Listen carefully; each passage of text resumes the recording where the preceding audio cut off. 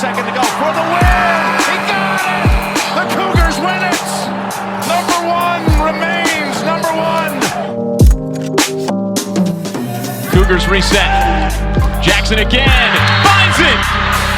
And the Houston Cougars go from the first floor out to the Sweet 16. Stick it in your pipe and smoke it, baby. Yes! Welcome to the Scott and Holman podcast. Back here, busy sports weekend, a busy week of speculation about that little opening in the athletic department. I believe head football coach, I believe came open this past week. And obviously we have potted about that subject less than 24 hours after it happened in real time. Would encourage you, if you were listening to this episode 921, to go back and listen to 920 if you haven't already. But a lot of great stuff to talk about here tonight. Volleyball entering the postseason, both basketball programs. I think we're in varying degrees of an optimistic place about that. And of course, we're going to talk about what we know a few days after the U of H athletic administration dismissed Dana Holgorsen, what we know about that opening, what we have learned the past few days. Dustin, been a little less time in between we usually talked. So, in the few days since we've talked, how have you been doing, friend? I'm doing well, other than my lady friend and I both got a little congested and ill over the Thanksgiving holiday. I'm mostly getting over it. She's still working on it, so it's a little bit of a sicky coffin household right now, but we're doing our best. In terms of the Cougar stuff, man, just like 4 sports we got to talk about today, 4 kind of different emotions about all 4 of them. A lot of different things going on, some interesting stuff with obviously the football being open, some bittersweetness with the volleyball regular season coming to an end. So yeah, lots to get to. Excited to be here with y'all chatting about it. Bobby, how about you, bud? How you doing? Oh man, I'm great. It's I have a bunch of PTO to use before the end of the year, so it's kind of a forced vacation for me this week. So kind of chilling out and just trying to do, I don't like to say it's a honey-do list because they're mostly things that I want to get done, but today cleaned out the garage, so one done, and yeah, look forward to knocking more things off the list this week. It's a gift to your responsible self from your irresponsible self, with your I guess irresponsible self being the doer there. That's how I'm thinking. This is a split personality situation. Normalize calling yourself honey and giving yourself honey-do lists. Okay, exactly. Awesome. That's right. We're not just a Houston Cougar podcast. We're a Houston Cougar podcast that also gives you a little bit of personal growth advice that I can. There's a little 16 cents a day. You can support what we do, doing a weekly podcast, sometimes multi-weekly, like the current week. And we did a nice premium show that I think aged pretty well, Bobby, other than the part where we were just like, I'm not sure they're going to make a change. I thought we did a good job. I think talking about the coaching situation before it happened. Obviously, like I said in the intro, you can check out previous free episodes as well, but please support us at patreon.com/SH podcast. Little as $5 a month. You can make a big difference for what we do here on this show. Also got to mention our good friends, Charlie Hustle, charliehustle.com. It's over now, but you really should, if you did not already, take advantage of their 30% off Black Friday through Cyber Monday sale site-wide. Did some absolutely absurd deals over there, and you can get a slightly less absurd, but still fantastic 15% off your orders right now that we are no longer in the holiday period, but you can still get something off just by listening to the sound of my voice right now by using our promo code SHP15 at checkout. You can get a fantastic collection of shirts, hoodies, and crew necks. I am spokesmodeling for everyone watching the Charlie Hustle white with the really savage-looking gray Cougs logo on it. One of my favorite go-to rotation shirts. So charliehustle.com, Charlie Hustle. Support our friends doing vintage made fresh over there in beautiful Kansas City. Of course, gotta mention our friends at the 1012 Network too, at TN12 Network, wherever you use social media of some variety. So, guys, we're going to lead off with, we're going to get into the actual sports. We're going to talk plenty about the 3 in-season sports that we have slated for tonight, but got to start with Cougar football. And I think, like I said, going to lead here at the top quickly with the news such as it exists right now here as we record on Tuesday evening as it pertains to the Cougar football coaching search after Dana Holgorsen's dismissal on Sunday morning. We had Joseph Duarte report this morning that U of H had, or it was about to have, I guess at the time that was reported, at least the second interview with UTSA head coach Jeff Traylor for the opening. I saw Channel 2 sports director and longtime Houston sports TV guy Randy McElvoy tweet out also that there was, quote, significant momentum building towards Tulane head coach Willie Fritz at U of H as well. So that's basically the news as we have it right now, guys. Am I missing anything important that's developed here in the last couple days post Dana Holgorsen's dismissal? You're missing the very important development that the betting markets have clipped. I was just about to say it. As the favorite for some reason. The betting market. We're using the most heavy air, the betting markets, because right now I tell you, I can, for the people at home, pull up my Circa app. I cannot bet on any head coach opening there right now. It's probably best that I couldn't, because I'd probably like whiff on most of them, even though I think I know what I'm doing there. There's a polling podcast that I listen to called 538. Some of you may have heard it before. That just does some cool polling info and breaks down different polls and how it affects different things. Anyways, they always talk about the Irish teens, because these betting markets are always like, the joke is that it's Irish teenagers just betting on US events and happenings going on, because it's these like really obscure like European books that you can book it on, and they always say, well, the Irish teens think so and so is going to happen because it's these weird betting markets like that. So the Irish teens are betting heavily on Cliff Kingsbury to be our head coach. I just like I just clip that out of context because it's so fantastic. Sorry, Dustin, you can go back to say something. No, I was gonna say, I mean, I appreciate that. Maybe you can't really say Vegas. You can just say maybe like the international markets or something. That, but I don't know. There are people somewhere taking money on who is going to be the next Houston Cougar head coach. Most people that are taking money, anywhere. I guess Vegas has got the best of the best, but I don't know. Yes, it's probably okay. I was going to say a lot of things, and then I realized I should just quit while I'm ahead and just say, yes, it is probably largely irrelevant that the betting markets have Cliff Kingsbury as the favorite. That's probably what we should just go ahead and go with. But no, I mean, it is always interesting during coaching season to try to like parse the different things, right? Cause, like Randy McIlvoy tweeting that there is, momentum building, quote unquote, within U of H. What does that mean? Like, what does that, right. That means nothing, right? To me, what that means is there's at least one person who has some sort of job in the U of H athletics department gets along with Rory McIlvoy and likes Willie Fritz and is like, hey, put this out there because, I want to, could be a booster too, but yeah, your general point is correct. Yeah. So someone tangentially related to the process has Randy McIlvoy's number and is like, hey, I like Willie Fritz. I want to get his name out there. Let's get people talking about Willie Fritz for this job. To me, that's what that means more than anything. So, I expect he'll be a candidate for the job. I'd be surprised if U of H doesn't at some point, talk to him and or his agent about the opening. He certainly seems, as we've talked about, like a pretty good candidate for it. But yeah, it is. Other than the only thing that I really feel that concrete about is when Joseph Duarte tweets that U of H is interviewing Jeff Traylor. Okay, that's a real thing that's happening. Yep. That's something we can actually say, hey, that's a concrete thing that's happening. So, I take that fairly seriously. Doesn't mean they're going to offer him the job. Doesn't mean he won't get offered some other job. Doesn't mean he'll not just go back to UTSA and be like, hey, and, see if he can get some demands out of them, whatever the case may be.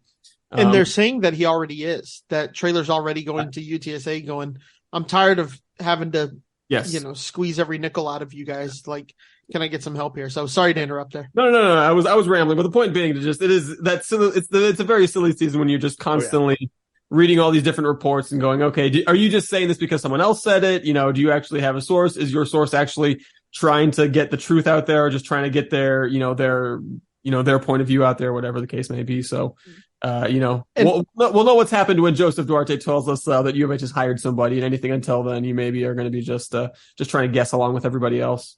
And like, to your point, that is this just somebody who's trying to get something out? The Randy McIlvoy tweet from yesterday, hearing from multiple sources tied to UH search that former TCU head coach Gary Patterson is a name to watch. If you stop there, it's like, okay, maybe he has a source.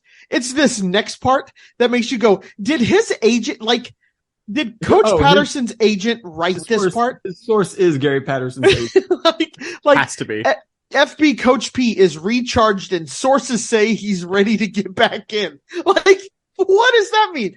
I think he would be a great choice by Chris Pesman should that develop.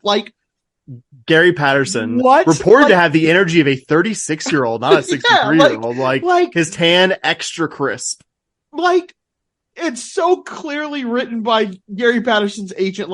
At least they should have done the classic, here's the homework, but change a couple of answers so the teacher's not suspicious. Randy didn't do that here. Randy didn't do that. He was just like, yeah, we can both make 100 on this homework assignment. What's the problem with that? It's like, what are we doing, man?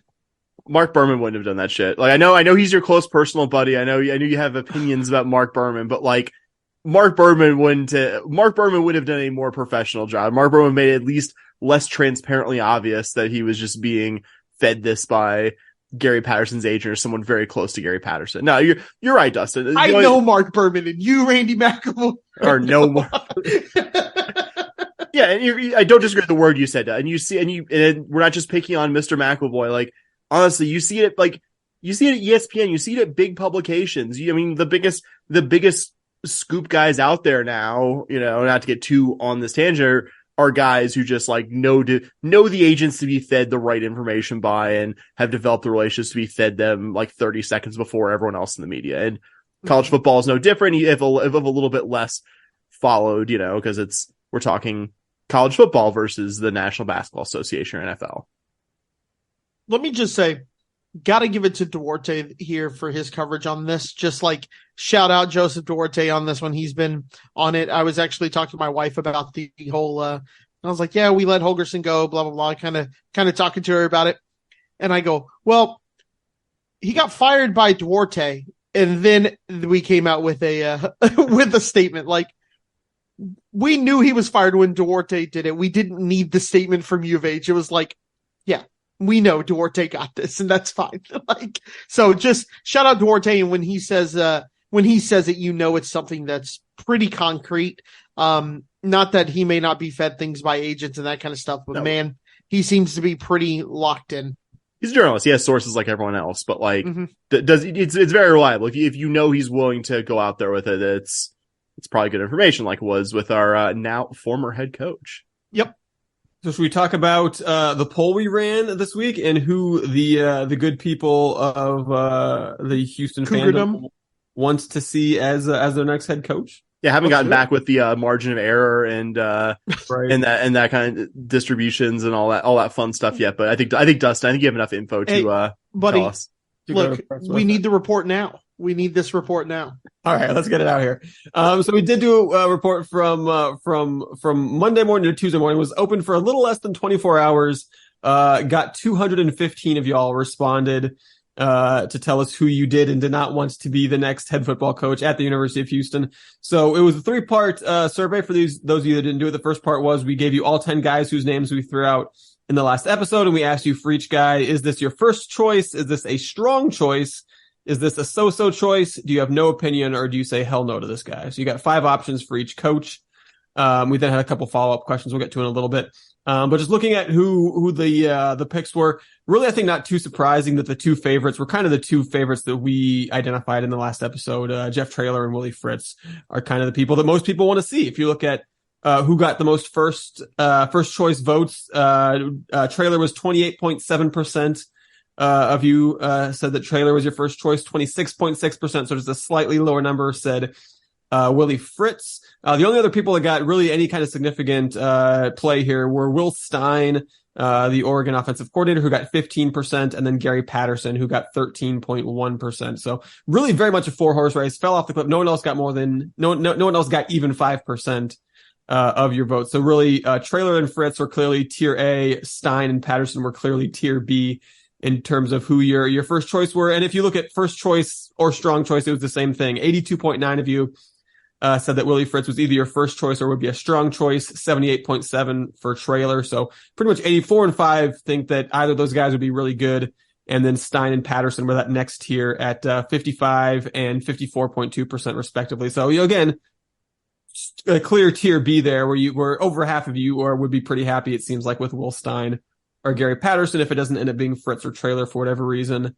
I was kind of amused by the one respondent who just far and above everybody else, people did not want to see as the next head coach. To put this in perspective, the second most disliked option out of these 10 was Barry Odom. 14.5% of you said, hell no, I do not want Barry Odom to be the next, which is remarkable. 9 out of 10 guys, better than 80% of people were at least like, yeah, it's at least like an okay pick. So only one, with 43.2% of you saying, hell no, Cliff Kingsbury. We do not want those Irish teens to be correct. We do not want Cliff as our next coach. Guys, other than I'll get into the secondary questions here in a little bit, but what were we kind of you guys' thoughts to seeing the breakdown from the listeners here? So I want to talk about the thing that you were just talking about, the hell no list there. I think I would have predicted that Cliff Kingsbury would have been getting the most hell no's, just because if you're a Cougar fan, there's a decent chance you're also at least somewhat aware of how the other Texas programs are doing. Maybe not follow them super closely, but you generally know like how it's going with at least the other big names in the state. So there's at least some awareness that, hey, his time at Texas Tech, it wasn't catastrophically bad. I mean, you had Pat Mahomes there and stuff like that, but you also had junior year Pat Mahomes be a transcendent college quarterback and not go to a bowl game because of how bad the rest of Texas Tech was. So I get that, but I would have figured the number would be like around 25, 30%. Mm-hmm. Also that, again, like, and Barry Odom, far from my first choice. Barry Odom, very confident they will not be the head coach of the University of Houston. I'm surprised 14.5% of people said hell no to a guy who just led one of the most woebegone Division I programs to a 9-3 regular season in the Mountain West Championship game. I almost want to say that's more just like lack of awareness of the guy. It's just like, well, that's what I was going to say, which is fine. Like if you don't, if that's like, there's no criterion for how you vote, how you feel on this thing. I want people's honest opinion, but I was like, wow, Barry, not that he got a ton, 14.5 is not a ton, but I was like, wow, Barry Odom is eliciting that strong of a feeling. I thought Patterson's would be higher too. I thought Patterson would be a lot closer to Cliff for second. If I had to guess, it would have been like Cliff in the high 20s, Patterson like 18, 19%, everyone else with like pretty negligible numbers. That was my first takeaway from it, Bobby. Yeah, going back to the hell no part, kind of like what we were talking about, you'll notice two of the guys with the lowest name ID in the group, Odom and Banks, were your hell no's. So what that means to me is the hell no was, there are other guys on this list that I'd rather have, and if we got them, I'd be pissed off that we got them because it means we passed up on everyone else. Also a little surprised to see Patterson 13.1% hell no doesn't necessarily surprise me, but the exact same amount of people said he was their first choice. So yeah, same. It's he was number 4. He was number 4 in both. He was yeah. So 13.1, number 4 in hell no. Really, it feels kind of like how I feel about the Patterson hire. Like, all right, like, okay, if it happens. So, that was kind of my big takeaway, just kind of looking at it real quick and doing all that. I think you'll notice Odom also had 48.1% no opinion. So if you combine his no opinion and his hell no, that's 62%. So it's kind of like, well, I don't think people know him. And I think if you do the research on Odom and you see, like you said, Sam, that he's taken that UNLV team to, 9 wins, 10 wins, this year, 9, you have to get excited by it. But I just think there's a lot other name. There's more names up here that I'd rather have before Odom. He wouldn't be my first choice, but it would be like, to me, so-so, not because I think he'd be a bad hire, but because I'd rather have 4 people ahead of him on this list. Yeah, fully agree. The other surprise, I was going to say, Will Stein at number 3 on the first choice. Like, I think we expected Fritz and Traylor in some order to be the top 2 and to have them combined be the plurality of respondents there. But like, I like Will Stein, but like, I would have figured he would have been more like 5 or 6. I wouldn't have figured he would have been third on that. Yeah, not only number 3 in terms of first choice options, but number 2 in terms of lowest hell no percentage. Less than 2% of respondents said hell no to a 34-year-old, Will Stein, who has, I'm guessing, probably less name recognition than like Fritz and Traylor do from having never been a head coach. So that was remarkable to me that many people felt that they knew enough about Stein to not be like, to not say hell no, just based on kind of what Bobby said of, hey, I know a bunch of these other guys. I don't know this guy, so I'm going to say no to him. Less than 2%. That's pretty remarkable to me. So yeah, him as kind of in that second tier, I would have guessed tier A was going to be Traylor, Fritz, tier B was going to be Patterson, but kind of surprised that Stein is honestly in there and honestly, slightly ahead of Patterson. It certainly seems like based on this poll in terms of who fans want. I'm glad to see my campaigning on Twitter for Willie Fritz is working here. All right. It's working here, boys. It's all you. It's no Willie Fritz, certainly. Yeah, it has nothing to do with Willie Fritz. Strictly my campaigning for him. Thank you. Yeah, it's not him going to. I will be taking no further questions at this time. Thank you. Respect my decision. So the other questions we're going to mention, just I threw these in there because I thought they'd be interesting as well. We asked you, How confident are you that U of H leadership will make a good hire here? Again, there were 5 options. You could say you were very confident. You were pretty confident, you were unsure, you were not very confident, or you were not at all confident. And the most popular response, with just over 50% of the vote, most of you were pretty confident in U of H. So not overwhelmingly so. The next most popular option at 18% was unsure. 14.9% very confident, 14.4% not very confident, less than 2% not at all confident. That was another one that surprised me a little bit. I thought we'd have at least a couple people that were I guess the firing of Dana Holgorsen has suddenly reignited everyone's belief in the ability of this school and administration to make intelligent decisions. I think is what that means. I don't know. I'm not sure.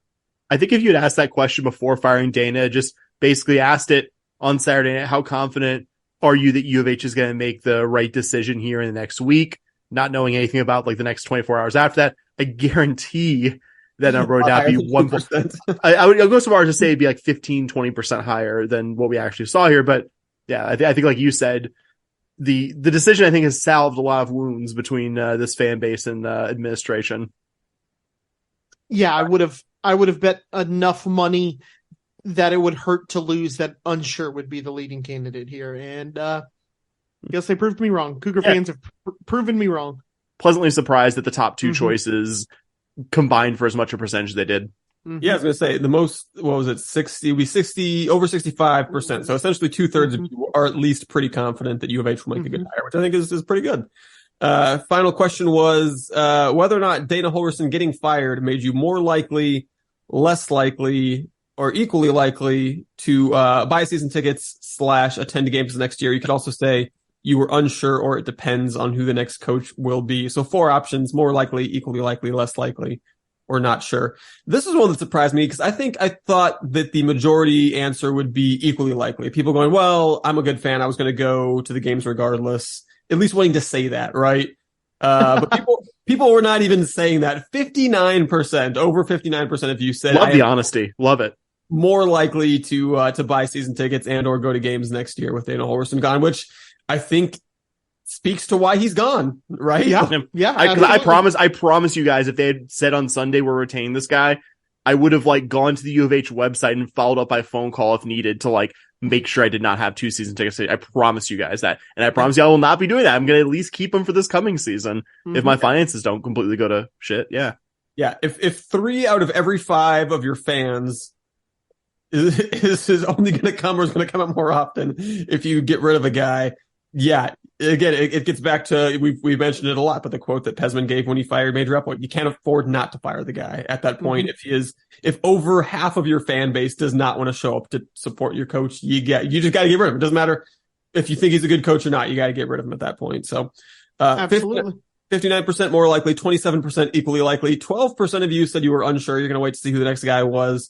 Out of 215 respondents, 4 of you said you were now less likely. So I guess Dana voted 4 times. I don't know. I was going to say, shout out to Dana, his son, and like 2 assistant coaches that he cajoled into voting. Here's what I don't understand, and maybe you guys can talk me through this, but why would you make it dependent on who they hire? Like, you want a Dana gone. Who could they possibly hire, even in this list of 10, that would make you go, oh yeah, no, I'm going to reduce how, like I'm not going to buy season tickets or something like that. Like, who on this list would you just go, oh yeah, no, done? I'll answer your question a different way. Can I answer? I was going to say, can I answer? Yeah. I think it could be just like, honestly, you could be unsure if the finances are going to work for you. It could just be like, hey, or it could be like you get like someone who lives up in like DFW, like you, who's just like, I don't know, I'm kind of on the fence of like mini plan versus like just getting the whole shebang. Like that's I don't think that's all that explains it entirely, but that's probably at least a few people. Sorry. Yeah. That's true. And I feel like again, it gets back to, I'm going to go way on a deep tangent here if I'm not careful, because I know me and you, Sam, are both really intrigued in like polling broadly and how probably all 3 of us. I was going to say, Bob just volunteered that he listens to a polling podcast. Yeah, I think we can go 3 for 3 on that one. No, that's, and as I'm sure all three of us know, and probably most of our listeners know, the order of questions, how you word questions, like these things are all hugely important. So it is interesting. When I wrote this little poll, the first thing that you did was you ranked all the coaches. Most people, at least one or two guys, they said hell no. So if you answer in question one, hell no to a couple of guys, because I prompt you not to say, I don't prefer this candidate, or this is not someone I would really like to, but to say hell no. And then you get to the question, well, did Dana getting fired make you go, well, I don't know. Well, what if they hire one of these guys that I just said hell no to? Because I just, not only, I didn't just say, oh, that's not the guy I want. I just said, oh, hell no. Maybe I'm not actually going to come to games. So there's my, I didn't write this poll quite well enough, big brained, theory for why essentially 1 in 8 respondents said that they weren't sure if they were going to be more likely. Because I feel like even if you're in that position where Sam said, well, I live in DFW, I don't know if the finances are going to work. Well, like if you're going to try harder to make it work, then you are more likely, I think, by definition, which is how I would have wanted someone to answer the question. Yeah. But I can see the point, and I think, I don't know if y'all want to respond. I'm curious, but we probably should keep going because unlike 5:30, we are not a polling podcast. It was really interesting. I'm glad you did that, Dustin. Took the effort to actually give us something to talk about here about it. That was really cool. Yeah, and thank you to the 200 more than us talking about Randy McElvoy's teams. And yeah, thanks to the 215 of you that took some time out to have your absolutely. Thank you guys. We really appreciated that. All right, guys, we ready to move on to some in-season Cougar sports? Let's do it. Yes. All right, so Cougar Volleyball, we're going to talk about first as they just finished their regular season this past week and then found out their NCAA tournament destination as well. So we'll start by talking about those last two regular season matches. They split the two of them. They lost on the road to Baylor, then beat Kansas State at home. Baylor match definitely frustrating because Houston was really only a couple plays away from sweeping this one. They lost the first set by the minimum points, 25-23. The second set, they had the Bears comfortably at arm's length most of the set, won at 25-19. And third set jumped out to a 5-0 lead, led 11-6 before the Bears went on an 8-0 run. But Houston clawed their way back. It was neck and neck. It goes past 25 points before Baylor finally takes the set, 27-25.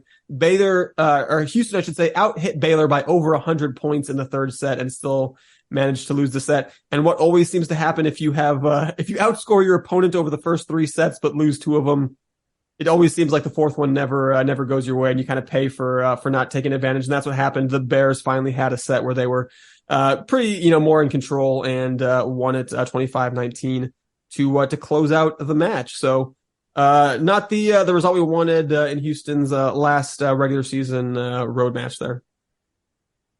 Yeah, I was actually at the game. I went to Waco for it, which I went to 2 more volleyball games this year than I did football games, which is kind of a interesting little stat there. But I don't say any of that to like pat myself on the back, just kind of a fun little thing.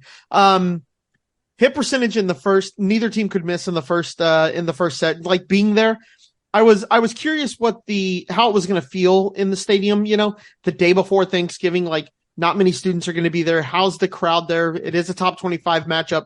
And as much as I hate giving Baylor credit, they did a pretty good job of having a pretty good sized crowd there. Just some of the things that you kind of don't really notice that through the TV screen that you get while you're there. In the third set, when Houston was up, there was a huge play. I think Houston was up. We were up probably 5, I think, at one point. And there was kind of a borderline controversial play, and it went against Baylor. And I think under review or something happened and it didn't go Baylor's way, and it was kind of controversial. And all of a sudden they just rallied around it and just started to claw their way back. Just kept clawing their way back. And next thing you know, you lose the third set. And that fourth set, I looked at my wife who was with me, and I just looked at her about a quarter of the way through the set, and I go, this one's over. Like, you could just tell the Cougs had kind of been beaten at that point, and it was just kind of felt like it was over. The first set, really fun, really fun set to watch. Both teams hit over 400 on the set. So, a ton of fun just to kind of watch. It's fun to watch your team playing good games. You'd rather them win, but this is why you joined the Big 12, to go in and play these kind of games and have fun at these kind of games. Even though you lose 3-1, it was fun to be at. It was fun to be in a Big 12 atmosphere. Like, if we're playing SMU, I went to SMU volleyball versus U of H. It never felt like this Baylor game did. It just didn't, right? So this is why you joined the Big 12. It was a ton of fun to be there. I think the only original thoughts I can add is that this one felt like it would be kind of a mirror image result if it was in Houston, if it was our senior night. And even though, like you said, Bobby, I think important to note that their students were out for Thanksgiving break, I still figured they would have a good crowd for their seniors' final game, even if they've been kind of hit or miss, Baylor has, or more erratic the second half of the season. Really close match throughout. I mean, credit to Baylor for being able to hit 287 against a really good defensive team, even if I think, like you pointed out, Dustin, you got to feel a little bit unlucky, a little bit snake bit that you hit that much better than them and still lost in 4 sets. It feels like there's one conference match a year, with last year, I think, except because the Cougars were so much better than everyone but UCF and the AAC, where this team would like lose even under rare, just like one match where it was just like, come on, like we kicked their butt in 2 of the sets and they just won 3 extremely close sets. Those kinds of matches, even this one went to 4. One thing that stood out to me in real time stood out to me after that I did not notice in real time, Baylor had 7 service aces to the Cougs 1. I mean, not the only thing that makes the difference in a match like this, but in a closer margins one, I would say definitely a big factor there. Yeah, and service errors were a big thing for the Cougs in this game too. 13-10 is what they lost that one by. So you combine the 3 there and the 6 aces, and it's 10 points right there. Yeah. Yep. So as frustrating as that was, the Cougs did get some catharsis in their home and regular season finale against Kansas State. It was a little bit scary looking at first. The Cougs had no Abby Jackson in this one. She got dinged up in the Baylor match. Essentially, the word was that had it been an NCAA tournament match that day, she would have played, but they didn't want to risk making things worse before the actual NCAA tournament, which Houston was already a lock for at that point. And then Houston came out and dropped the first set, fairly decisively, 25-19, looked the second best team in that set for sure. But then they just got progressively better each set after that, which you love to see, right? The very next set, find themselves trailing, but clawed their way back, just, real neck and neck set, won at 29-27, a super long set. And then the third one won at 25-18, looking comfortably the better team. And then the fourth set, an absolute laugher. Houston better than doubling up the Wildcats, winning the set 25-11. And man, with no Abby Jackson in that K-State match, Kenna Sauer just absolutely unreal. 25 kills Incredible. in that one. K-State just had no answer for her. And the first set or two there saying, it was still kind of close. You could hear the announcers and, watching home, he's kind of go, okay, just someone else needs to step up besides her. And that was Katie Corelli, who stepped up and had a really big game, ended up closing really strong and kind of put Houston over the edge from it being a competitive first 2 sets to Houston just kind of. So just really nice to get the win on, and obviously really bittersweet getting the senior day with all the incredible senior class that Houston had. I think one of your more impressive performances the entire season, maybe the past couple seasons, considering you were facing one of the hottest teams in the Big 12, a team that, in my opinion, had a decent case for the tournament, though they were on the wrong side of the bubble ultimately on Sunday. And you were able to get the win in less than 5 sets without Abby Jackson, who, like you said, Dustin, was that injury precaution. And easy to forget. You could just look at it afterwards and be like, we won 3-1. The Cougars were a set point away 2 different times in the second set from being down 2-0.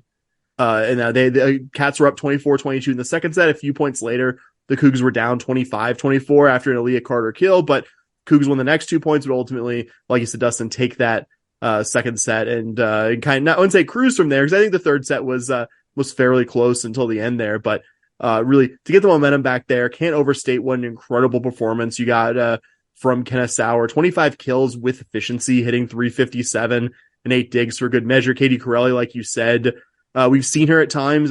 She's kind of playing a secondary role with just a really, really senior heavy group of offensive players, but I think kind of a glimpse that obviously we don't want this era of Cougar volleyball with Abby Jackson and Kenna Sauer to end any sooner than it absolutely has to, but that there are good players ready to play bigger roles once those athletes do exhaust their eligibility. And it was nice to see that. And it was, again, would prefer to have Abby Jackson play in her very last game at the Fertitta Center, but I think it says something about this program's goals that Abby Jackson has bigger matches coming up here in the next week or so. We're about to talk about, in fact. Yeah, I don't have a ton to add on top of anything you guys have said. Really good to get that win versus K-State. They, like you guys said, hottest team in the conference leading up to that point, and to just kind of come in and look really good against them is always a positive. Yeah, shout out Morgan Yondo, who had 27 assists also in her final game at the Fertitta Center as well. We're going to talk really quick, guys, before we get to the postseason stuff about the Big 12 awards too. Yeah, absolutely. I was going to talk about kind of Houston finishing the regular season and the awards there, which, because perfect. Like I said, end of the regular season, Houston finishes at 18-9 overall with an 11-7 mark in Big 12 play. Cougs had a winning record in home, road, and neutral site matches during the regular season. The 11-7 mark put them in a tie with Iowa State for fourth place in the Big 12. And that's fourth place in a conference that put 7 teams in the NCAA tournament. And, Coach Rare told us before the season that historically you go 500 in the Big 12, you're going to go to the NCAA tournament. Like you mentioned, Sam, K-State actually got screwed out, but TCU actually, man, if you're K-State, you got to be doubly mad because they were 10-8 in the Big 12. Did not go. TCU, who was 8-10 in the Big 12, did actually. So 7 went to the tournament. It wasn't the same 7. So K-State did kind of buck the trend for worse, but still an incredibly deep conference that Houston to go 11-7 against is awfully impressive. And, it's just one thing that kind of struck me as the regular season came to an end and we heard Houston's name announced in the tournament here in a little bit is, just like last year, the Sweet 16 run was so much fun. And, this year last year I should say we were all hoping the team was going to make the tournament, but I don't know that we really expected it over the course of the season until, they kind of like they had won enough matches. You go, hey, we're going to make it. This is the first year since I've been a Cougar volleyball fan for nearly 2 decades here now that I expected the team coming into the year to go to the NCAA tournaments. I think all three of us did. We expected that despite the fact that they were taking a massive step up in competition by going to the Big 12. And this team didn't flinch in the face of that. There was never a point in this season when I doubted for a moment this was going to be an NCAA tournament team. They've been just amazing all year against the death schedule that Coach Rare and I joked about, him having put together. Houston won 2/3 of their games against that schedule of death. And so it's been a phenomenal season up until this point. Obviously still excited to watch them participate in the NCAA tournament, but just want to say how unbelievably proud I am of this team, how exciting it was to watch them all year. And like you mentioned, Sam, how proud I am to see Kenneth Sauer, first team All Big 12 for the third year in a row. Kate Georgiadis, first team All Big 12, Libero of the year. Abby Jackson, second team All Big 12 as well. So just to see the recognition for some of these girls that have worked so damn hard and have had such an incredible season was really exciting and excited to see them play, at least one more match. Georgiadis is also now the first ever Cougar athlete to win a Big 12 season award. And I think given how important she's been to this program, I think it's a fitting Cougar athlete to have that first honor, no matter how many years longer we're in this league. She's missed consistency as much of a sure thing as any Cougar athlete that we talk about, regardless of sport, on this pod. And with Kenneth Sauer, I think 2 different transfers this summer made it really sink into me that U of H athletics is on a different level now than it was when we all first started back at U of H. Heck, Dustin, since we first started this podcast, it was LJ Crowder coming in for men's basketball and Kenneth Sauer coming in for volleyball. You came into the season needing maybe some offensive weapons around Abby Jackson because some of last year's, I think, key athletes in the area besides Abby Jackson graduated. And I think Sauer has been everything you could hope she'd be and then some. And last but not least, of course, it's really cool that Abby Jackson comes to U of H from about as far away as you can come in the continental United States. She's from Puget Sound, and I think it was her high school's first ever Division I volleyball signee or D1 signee, something like that. Coming in to a coaching staff that didn't recruit her, immediately establishing herself as the team's best offensive weapon. I always remember her having that 30-kill game against UTSA. I think it was her 5th or 6th game here when I went to see him in San Antonio. I mean, you saw this program rise gradually as the support around Jackson improved, but she's been such an integral part of the rise of UH volleyball. It's really been cool. Like it's going to be hard for me to imagine Cougar volleyball and not have Abby Jackson in 24. She's been just such a cornerstone of this program. She's been synonymous with Cougar volleyball, honestly, for the last 5 years. It is going to be genuinely weird to watch the team without her next year for sure. But we don't have to watch the team without her just yet because, as we mentioned, the Cougs are headed to the NCAA tournament. Very annoyingly getting an 8 seed, which was certainly very frustrating for those of us who saw Houston. At least if you assumed that the committee was going to follow the coaches rank or the AVCA rankings, Houston in the 6 to maybe 7 range, but to get fully an 8 seed Frustrating. Not only that, getting an 8 seed that is giving you putting you essentially in a road game in your first round match that you're theoretically the favorite in, because Houston facing a UC Santa Barbara team in the opening round that is it's pretty analogous to like UC Santa Barbara to Stanford is analogous to like Houston to DFW, I would say. So not around the corner, but certainly a much more doable trip. Like a 5-hour drive up the 101 or so. Yeah, for Gaucho fans that are wanting to make that trip, it's certainly a little easier than for Cougar fans that might want to get all the way out to Stanford. Women's volleyball, the first 2 rounds were hosted by the 1 to 4 seeds in each bracket, and Houston kind of, as you're picking up on, at number 1 seed Stanford, who you may remember is the team that knocked Houston out in the Sweet 16 last year. So as we talked about, it was exciting to have this whole season where we expected this to be a tournament team and then have that pay off.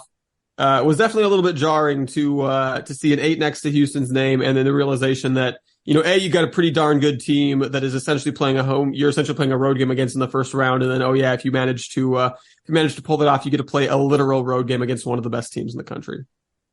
Yeah. And again, I think that's kind of analogous to last year too. I think UCSB is a bit better than the South Dakota team than we faced last year, but South Dakota is like 2 hours from last year's site in Omaha, and a little further away. But like you said, I'm sure they have some players in their roster. I think scanning their roster, I recognize some NorCal towns. So I'm sure they have at least several players from that general part of California too, but won't spend too much time complaining about that. But like you said, pretty rough that if the Cougars get past UCSB, which I think the Cougs should, but far from a given. This is a 27-4 volleyball team. Wouldn't surprise me at all if they didn't. Your reward is a true road game against the number 2 team in the most recent AVCA top 25 volleyball poll. And talk about the Gauchos a little bit. Would it be Gauchets? Gauchos? No. Gauchos. I think it's Gauchos. Genuine question. I'm not trying to do a bit here. That was a genuine question that came to my mind. But in all seriousness, I think what really stood out to me was that really good defensive team. I mean, I get that I don't know how good top to bottom Big West volleyball is, but regardless, holding any set of opponents over a season to hitting 164, that's pretty loud. Really, really good at the net. Andy Krelling and Grace Wishpard both have over 100 total blocks this season. The Gauchos had 100 more blocks than their opponents over the course of the season. They have the reigning Big West Libero of the year, Pawd, also a big part of that incredibly stingy defense. Pretty balanced offensive attack from what I could tell. Michelle Owabete, has about 3.5 kills per set, but a couple other seniors, Tasia Farmer and Brianna McKnight, are also averaging around 2.5 per set. And I think what I noticed generally is that this is a really veteran opponent. The only athlete who I just mentioned who wasn't a senior was one of those middle blockers, Grace Wishpard. So this very veteran Cougar team will not be facing any less veteran of an opponent. I think, like I said a moment ago, they kind of remind me of the South Dakota team the Cougars opened with last year. And if you'll recall, that was an extremely close back and forth 3-2 Cougar win. So certainly do not expect a walkover, even if we are able to get to the second round and face the Cardinal. Yeah, I don't have anything to add outside of the fact that I looked up Gauchos is a thing, but UCSB refers to themselves in their volleyball write-ups and their recaps as the Gauchos. So they stick with Gauchos there. So just want to clear that up for anybody who may be listening and is slightly confused. They still go by Gauchos. Sleep easy, everyone. Yeah. But strong team, 17-1 in Big West play. But then they were actually stunningly upset in the Big West Conference semis by Long Beach State. But nevertheless, the 27-4 overall mark, the 38 finish in the RPI was enough to get them an at-large out of kind of a smaller mid-major conference there. As you expect from a team that went 27-4, their offensive and their defensive numbers are pretty good.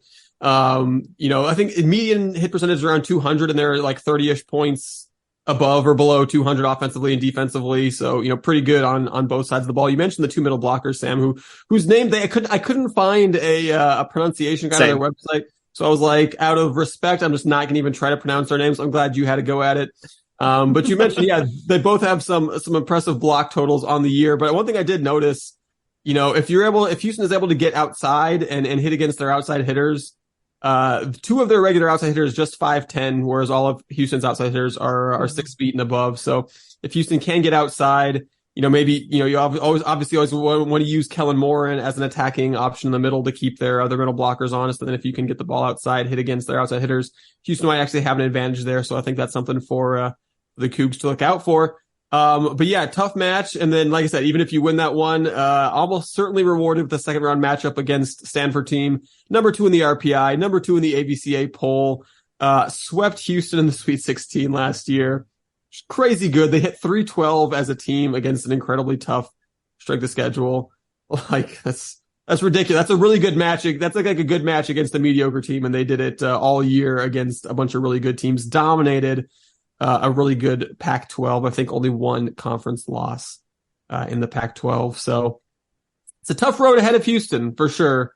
But looking forward to these ladies having one last ride together, and then saying farewell to just an unbelievable senior class: Rachel Tullis, Abby Jackson, Kenna Sauer, Banu, and Morgan Yonda, and Brashana Brown. I believe it's her last. She has, I think, has a year of eligibility left, but is graduating and leaving the program. So it's been an unbelievable ride all year, and looking forward to one last go of it here. Yeah, the only thing I was going to add for Stanford is just that before I did put my notes together to preview them, I was just like hoping it's hope. There's just like maybe 2 or 3 of just unbelievable volleyball players I vaguely remember. Kendall Kipp, I remembered by name. Sammy Francis, their 6'6" middle blocker who like got healthy just in time to face the Cougs in the Sweet 16 last year, which still. Oh, I'd forgotten about that. Yeah, no, they're awesome. Libero, every one of them, Dustin Beck, Ella Rubin, their other good outside hitter next to Kendall Kipp. Just like at least 2 athletes who will be representing the United States, at least in the Olympics in volleyball, will be facing the Cougars if they are lucky enough to get past UCSB. Yep, and just looking at UCSB, just a quick heads up, they did beat Iowa State in Ames. Played really well against Oregon, so not a cakewalk here, and should be a fun one to watch. No, for sure. All right, sticking with the in-season sports, Cougar men's basketball stayed undefeated this past week, easily handling Montana 79-44. This is, speaking of teams that gave Oregon a go, this is a Montana team that was tied with Oregon at the half earlier this year, but I think we still kind of knew that this was going to be, a fairly lopsided matchup, and the Cougars were in no mood for any of that close for a half nonsense that Oregon put up with. They scored the game's first 11 points en route to a 41-14 halftime lead and eventual 35-point win. And I'll throw out the usual qualifier that it's not the goal of the Houston men's basketball program to put up really humiliating numbers on mediocre teams. It's to actually beat good teams in games that are a little bit more, meaningful than this one. But my goodness, it is breathtaking to the extent to which Houston can make honest to goodness Division I athletes just look scared to play basketball for extended stretches. Like 41-14 at the half. Like, it's ridiculous. It's especially when you scored the first 11. Yeah, just like absolutely this making this team just looking like they are just dying to get back on the airplane and get home. So yeah, I mean, you don't want to overreact to single game results against not so good teams. But when you see Houston just, as we've seen through their first 7 games this year, pretty consistently beating the spread, pretty consistently beating their Ken Pom projections. It's not like Houston surprised anybody by being good this year. So even these experts who knew Houston was very good this year are still struggling to catch up with how much Houston is beating these teams by. So again, the bulk of the season remains, but through 7 games and with this Montana win, and especially, I think you got to be impressed with what we're seeing from this Cougar team thus far. I think the line closed most places as the Cougs as a 25.5 point favorite to almost cover a 25.5 point spread by 10 when the second half was almost entirely garbage time. I think is pretty impressive. I mean, just credit to this team for spending precisely 0 seconds of this game playing around with their food, getting out to a 23-7 lead in the first 10 minutes. LJ Cryer continuing to find his shooting touch in non-conference play, 5 of 12 from deep, led all scores by a pretty wide margin with 24 points. If you want to pick a nit, and it's tough to pick a nit with how this team has played, another not great free throw shooting performance, and you can't really blame your big men. Like Wani Roberts and JVA Francis were a combined 5 of 8. Is that perfect? No, but like for 2 big men who aren't historically great free throw shooters, if you told me give me 5 of 8 most games from those 2 guys, Dustin's nodding his head for the non-video listeners. In fact, I would take that, and I think you both agree there. But I'm going to stake my prediction here. I'm still of the belief that while this won't end up being a great free throw shooting team, I think this early slump has kind of proven that this team won't finish the current season 318th in Division I and around 63%. Confident in that. They'll finish somewhere above that. I think how much better, I'm not exactly sure, but this team is going to progress to the mean, I guess. I think this team is going to finish closer to 70% than they are right now. And who knows, maybe that ends up meaning we get some really good free throw shooting in like a close rock fight kind of Big 12 game down the stretch. We'll get an unexpected like 20 of 21 in a 3-point road win against one of the projected NCAA teams. I think that would be really helpful. I'm kind of wish casting that here, but something to notice there. But boy, it's hard to pick nits when, like you said, this team is as breathtakingly good as it's been here in the early season. Yeah, biggest thing for me, my biggest takeaway is LJ Cry really finding himself in this offense. I think the first couple of games you could really see him struggling to figure out what his role was in the offense, and he just plain and simple wasn't making shots. And we've gotten past that point of the season, so he's really, you could tell that we have designed the offense around him. Everything is working for him now, and the stats prove that. But I think we've seen enough through 7 games to say, like, if LJ Crier's missing his shots now, like, oh, we don't have a plan B. I mean, Jamal Shea can get his shot, Emmanuel Sharp, the big men at times, especially Lonnie Roberts, et cetera, et cetera. And to what you said earlier, Dustin, also, like, I'm confident Montana's at least going to be around in that tier of contending Big Sky team. It's a one bid league, so it's basically about who's playing their best basketball come mid-March, but I think Montana will absolutely be around that. This will not be a punching bag of a team this year. And the Cougs made him look like a punching bag just for 40 minutes. Yeah, I was going to say, the only other individual performances I wanted to highlight here, Jamal Shea just having the platonic ideal of a point guard line, 13 points, 7 assists, 4 steals, 1 turnover. You'll take that from your point guard any day of the week. Wani, 13 and 6 in this one. Looked like he was just toying with Montana at times. It was just like, I don't know, he just looked like a boxer facing an overmatched opponent. And you just go, okay, that's kind of fun, but also, he's going to have some fun matchups in the Big 12. This was not one of those fun match. I mean, it was fun in the sense of just watching him just bully some overmatched Grizzly forwards, but you realize how much fun this guy is going to be this year and how much fun he's going to be getting into the Big 12 here in a few weeks. Looking forward, the Cougar men's basketball team has its first true road game of the year on Friday when it will be in Cincinnati to face Xavier. The Musketeers, a Sweet 16 team a year ago in their first season of the second go-around with head coach Sean Miller, who coached them back 2004 to 2009. It took the job at Arizona, got fired by the Wildcats after 12 years, came back to Xavier. This year, however, has not been as exciting, at least early on. They're just 4-3. Their only win of significance came against a St. Mary's team, which is pushing the definition of significant win because they looked pretty lousy this year. And then after an understandable early road loss to Purdue for Xavier, they took a 3-point loss to a pretty mid Washington team, and then most recently took a downright bad home loss to a 100-plus ranked Oklahoma University. Or Oakland University, not Oklahoma University. That would have been a way less bad loss if it was Oklahoma University, but it was Oakland University. That's the Freudian stuff that tells you how bad that loss was. This is Freudian stuff that this man does not respect Porter Moser in the Sooners. I'm sure Porter's listening. I love me Porter Moser and some and the Sooners, but no, Oakland University, the Golden Grizzlies, not a team you should be losing to if you're a serious contender like Xavier. So tough loss. I will say, I don't know that I expect Houston to run away with this. You look at what they did at Purdue, even one of their losses. But playing at Purdue this year, one of the toughest asks in college hoops. They kept it tight for the first 10, 12 minutes, never really let the Boilermakers run away, ended up losing by 12, 83-71. And, their other losses, games that they've been right there. And so just even playing against a really good team on the road, you haven't seen them get pushed around. And it's a team that I think will give Houston some trouble. And I think it's dangerous to get a team like that off the heels of getting kind of embarrassed. Yeah, it's going to be your first real test, right? The first test of what this team looks like, what we are, what we can expect against a team that's not just a complete pushover. No disrespect to everyone. I was gonna say, I think. First true road test. Dayton in Utah. Yeah. Your first real road test. Where you're not in that tournament situation where you are you're going up against a team that, even though they lost to Oakland, has played some really good teams really close so far this year.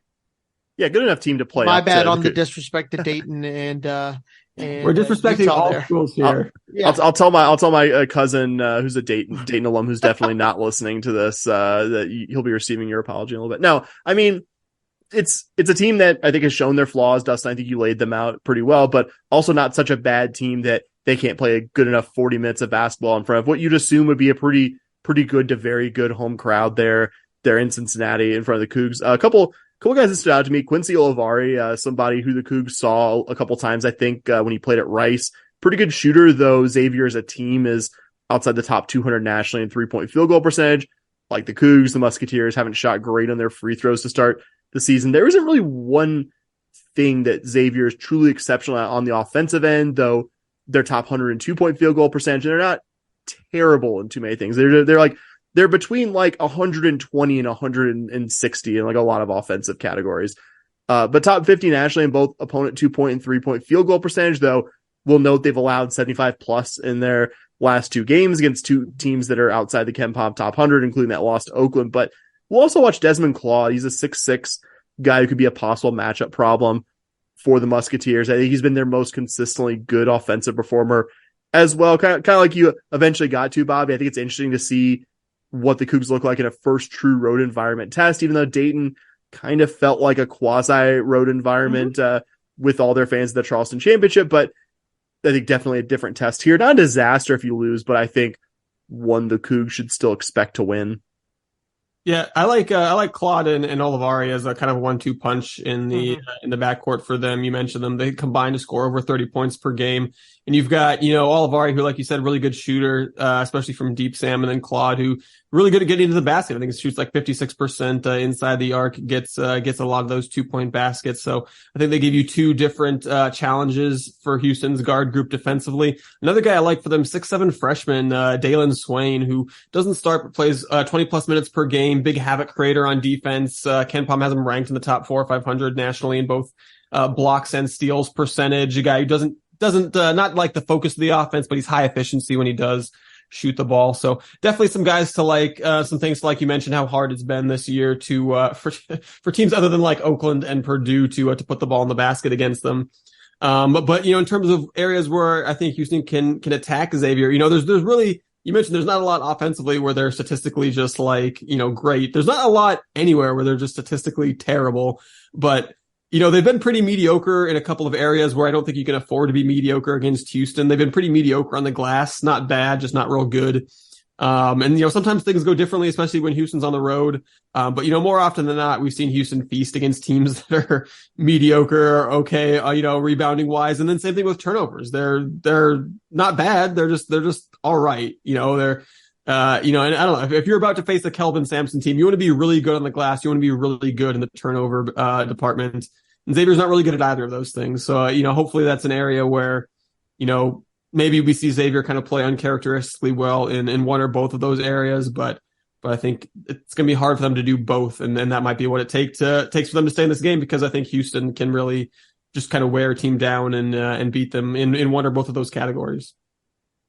I was going to say, like, when I talked about Montana last time, and obviously very, very different test than Montana we're talking about here, but like when you look at an opponent, you see, okay, the Cougs should be some kind of, I think, small margin favorite here. How does Xavier get the win here? And I'll admit, I can't quantify exactly how they do it unless they do, like you said, Dustin, play way above current average season performance in some key areas. Like, I don't know what Xavier does that really exploits the weaknesses such as they are of this Cougar team. But absolutely, in a road environment, could absolutely see them winning this game, just because that's what happens in college basketball sometimes. For sure. All right, sticking with the hardwood, the Cougar women's basketball team also stayed undefeated this past week with an 81-54 win over the University of New Orleans. They were playing without Layla Blair, who we just didn't feel real well. Didn't sound like it was super serious. Hopefully we'll see her back soon. Maybe one of those instances where if you're playing a team that had more of a chance of challenging you, maybe she'd have been out there. But against the University of New Orleans, maybe you can go ahead and give her a rest, and that's what Houston did in this one. And this one did look a little bit troublesome for exactly one quarter. Houston was up by just 1 point after the first 10 minutes of the game, but pretty much put the pedal down for the next 2 quarters, outscoring the Privateers 47-23 over the second and third quarters combined to put this one comfortably in the win column. And, enjoyed seeing some other players step up with Layla Blair out. Not surprising necessarily. We've seen, I think, a lot of players contribute early on this year, even in the games when Layla Blair was playing. But nonetheless, good to see, like in the backcourt, Nia Boyd, 21 points and 5 assists in this one, taking up some of that scoring mantle with Layla Blair out. And then freshman Kiara Merchant just continues to look so impressive. Only 4 points in 26 minutes in this one for her. But you look across the stat sheet everywhere else that she's contributing: 9 rebounds, 3 assists, 4 steals, 4 blocks. She's just someone that has that innate ability, that basketball IQ, where she just always seems like she's around the ball doing good things. A really, really exciting thing to be saying about a freshman. Yeah, I feel like this game is almost akin to like doing a routine workout with like a weighted vest or some other resistance. You're getting a little bit more out of something you can probably handle easily. Kind of the precautionary holding Layla Blair out in this one. Like I said, Dustin looked a little shaky for the first quarter, but Cougs went on a little 4-0 run to end the first and literally never gave the lead back from there. And Kiara Merchant, who you just mentioned, I was going to say, we did not crib this beforehand. I have almost like word for word what you have there. Cause you could, if you just look at the box score of this game, you might miss it. You might say, okay, like Nia Boyd contributed a lot offensively. Bria Patterson as well. Cameron Jones, really did a lot on the offensive glass, which are all real things that happened in this game. That box score is reflecting what actually happened there. But I think you could miss what Kiara Merchant did if you didn't like watch this one. And she was, I think, not coincidentally, when the Cougs pulled away in the second quarter, Kiara Merchant was on there. She checked in with about 8 minutes left in the second quarter when it was still, I think, a 4-point game. And from there, the Cougs just put the pedal down and just did not let this one even be remotely close for the rest of proceedings. And that she was such a big part of pulling away, not a coincidence. I think despite being one of the smaller players in either team, grabbed 5 offensive boards, had 4 steals and 4 blocks, as well. I don't know how else to say it. She just has it. Like if you could affect the basketball game the way she did as a freshman this early in her career while only going 1 for 5 from the field, that says something. That says that you can do more things than be an elite scorer, which she was at the high school level. Like most guards who get to the Division I level, she was a very high level high school scorer, but that she's not coming in here and not being able to adjust her role to a really veteran team. Despite being, I think, like 4 or 5 years younger than a lot of your rotation guards, I think she doesn't look out of place with a very old team. And I mean very old in like the most complimentary way possible. I think it's one of the strongest things. I think it's one of the most, in my opinion, strong indicators that this could be an improved team from last year, is that this is such an old team. But I think Kiara Merchant fits in great. Kiara Merchant is a reason to be excited about this program beyond this season. She really looks like a revelation early on. Yeah, and like for me, looking at the entire like box score of this game, field goal percentage, you're kind of going close with New Orleans here, right? 36 to 35.1. Turnovers, U of H does a great job of forcing turnovers. 22 turnovers to 14. You didn't really get that many more turnovers, right? Especially considering the high pressure defense that we play. But man, you look at these rebound stats, 62 to 36. Like you're going to win some games if you can rebound the other team by 26 rebounds. And you had 33 offensive boards in this game, 33 to 12. There's no way that you're going to struggle to lose a game when you have 33 offensive rebounds. When you have more offensive rebounds than you do defensive rebounds, it's not difficult to win some basketball games. So again, I talk a lot about this team. When I talk about them, I talk about their shooting percentage needed to go up over last year, and it did.